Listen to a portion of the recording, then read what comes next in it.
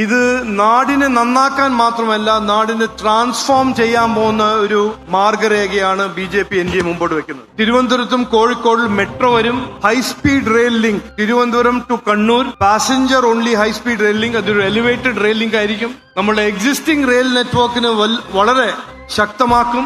സ്റ്റേറ്റിന്റെ റോഡ് നെറ്റ്വർക്കിനെ ഞങ്ങൾ മോഡേണൈസ് ചെയ്യും, അതിനെ ശക്തമാക്കും. കേരളത്തിന് ഒരു ലോജിസ്റ്റിക്സ് ഹബ്ബാക്കി മാറ്റാൻ, മാനുഫാക്ചറിംഗ് ഹബ്ബാക്കി മാറ്റാൻ വളരെ സാധ്യത ഉള്ള ഒരു കാര്യമാണ് വിഴിഞ്ഞം പോർട്ട്. അത് BJP NDA സർക്കാർ നടപ്പിലാക്കും. ഇവിടെ CPM-കാര് റെവല്യൂഷൻ പറഞ്ഞു നടക്കുമ്പോൾ BJP NDA ആഗ്രഹിക്കുന്നത് ഒരു job revolution, investment and job revolution കൊണ്ടുവരാനാണ്. 3-4 ദിവസം മുമ്പേ ഒരു യോഗത്തിൽ ആരോ മുഖ്യമന്ത്രിയോട് ചോദിച്ചപ്പോൾ, എന്തോ ഒരു ചോദ്യം ചോദിച്ചപ്പോൾ മുഖ്യമന്ത്രി പറഞ്ഞു, നിങ്ങൾ വീട്ടിൽ പോയി ചോദിച്ചാൽ മതി.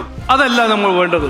നമ്മൾക്ക് വേണ്ടത് റെസ്പോൺസീവ് ട്രാൻസ്പെറന്റ് ഗവർണൻസ് ആണ്, ജനങ്ങളുടെ ജന്മാവകാശം. 2 ദിവസം മുമ്പേ നമ്മുടെ രാഹുൽ ഗാന്ധിജി പറഞ്ഞു, BJP ശബരിമല ഇഷ്യൂവിനെ ഉയർത്തിപ്പിടിക്കുന്നില്ല.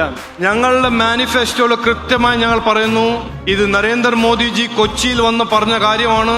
ഇവിടെ കൊള്ളക്കാരാരാണെങ്കിലും, അവര് പ്രോത്സാഹിപ്പിച്ച ആരാണെങ്കിലും അവരെ CBI ഇൻവെസ്റ്റിഗേറ്റ് ചെയ്ത് പ്രോസിക്യൂട്ട് ചെയ്ത് ജയിൽ അയക്കുമെന്ന് മോദിജിന്റെ ഗ്യാരണ്ടിയാണ്. അത് ഞങ്ങളുടെ മാനിഫെസ്റ്റോയിലും മാർഗരേഖയിലും ഞങ്ങൾ ഉൾപ്പെടുത്തിയിട്ടുണ്ട്. പിന്നെ അതിന്റെ അപ്പുറം ദേവസ്വം ബോർഡ് എന്ന ഒരു സ്ഥാപനം, അതിന്റെ കംപ്ലീറ്റ് റീവാമ്പും അതിന്റെ കംപ്ലീറ്റ് റിഫോം ആണ് ഞങ്ങൾ ഇതിൽ പ്രോമിസ് ചെയ്യുന്നത്.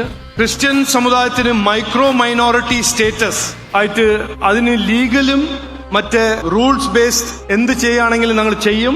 അത് ലെജിസ്ലേറ്റീവ് ചേഞ്ചസ് ഇവിടെയും സെൻട്രൽ ഗവൺമെന്റിലും കൊണ്ടുവരാൻ ഞങ്ങൾ ശ്രമിക്കും എന്ന് പറയുന്നു. ഡിജിറ്റൽ ടെക്നോളജി, AI രണ്ടും നന്നായി എംബെഡ് ചെയ്തിട്ട് ഞങ്ങൾ ഗവർണൻസിൽ റെസ്പോൺസിവ്നെസ്സും സ്പീഡും ട്രാൻസ്പെറൻസിയും അഴിമതി ഇല്ലാത്തൊരു ഗവർണൻസ് ഞങ്ങൾ കൊണ്ടുവരും. AI ഇതിന്റെ ഒരു മുഖ്യ ടൂളാക്കി ജനങ്ങൾക്കൊരു ട്രാൻസ്പെറൻസിയും കറപ്ഷൻ ഫ്രീ ഗവർണൻസ് ഞങ്ങൾ കൊണ്ടുവരും.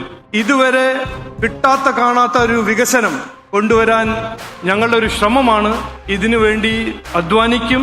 ഇതാണ് ഞങ്ങൾ ജനങ്ങൾക്ക് കൊടുക്കുന്ന വാഗ്ദാനം. ഞങ്ങൾക്കൊരു അവസരം കിട്ടിയാൽ ഇത് ഞങ്ങൾ നടപ്പിലാക്കി തരും എന്ന് ഞാൻ പറയാൻ ആഗ്രഹിക്കുന്നു.